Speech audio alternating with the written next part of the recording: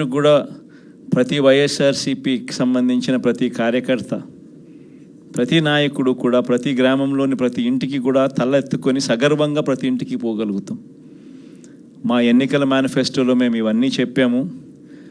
చెప్పిన ప్రతి దాన్ని కూడా ఒక బైబిల్గా, ఒక ఖురాన్గా, ఒక భగవద్గీతగా భావిస్తూ ఏకంగా 99% హామీలు అమలు చేసి మేము మన్నలను పొందగలిగాము. మాకు కోవిడ్ లాంటి సమస్యలు ఎదురైనా కూడా ఏ రోజు సాకులు చూపించలేదు, ఏ రోజు ఇవ్వకుండా ఉండడానికి కోసం కారణాలు వెతుక్కోలేదు.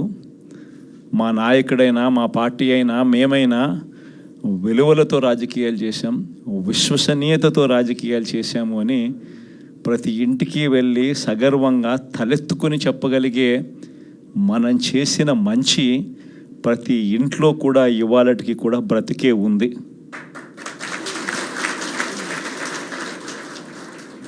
ఈ మంచి ఎక్కడికి పోలేదు. కానీ వాళ్ళు చేసిన మోసం, ప్రతి ఇంటికి వెళ్ళి ఓట్లు అడిగేటప్పుడు అక్కడ చిన్నపిల్లలు కనపడితే నీకు 15,000, నీకు 15,000, నీకు 15,000, నీకు 15,000, సంతోషమా?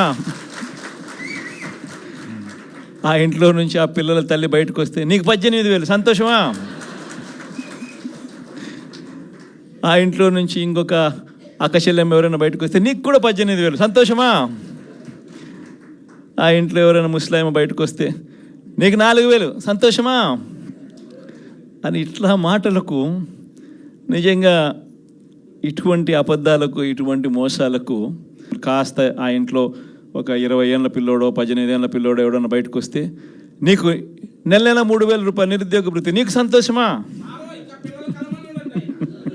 ఇవన్నీ మన కళ్ళ ముందన్నీ చూసినాం. అంటే ఇటువంటి ప్రలోభాలకు ప్రజలు కూడా ఏమో జగన్ చేసినాడు కదా, జగన్ బాగానే చూసుకున్నాడు మమ్మల్ని అందరినీ, జగన్ పలావ్ పెట్టాడు, చంద్రబాబు నాయుడు బిర్యానీ పెడతానంటున్నాడు,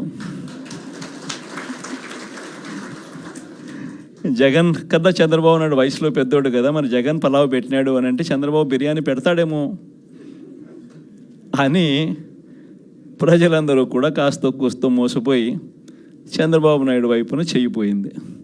కేవలం 2.5 నెలల్లోనే ఒక ప్రభుత్వం మీద ఇంత వ్యతిరేకత రాగలుగుతుందా అన్న ప్రశ్నకు ఏదైనా ఎగ్జాంపుల్ ఏదైనా ఉంటుంది అని అంటే అది చంద్రబాబు నాయుడు గారి ప్రభుత్వమే అని చెప్పి కూడా చెప్పచ్చు.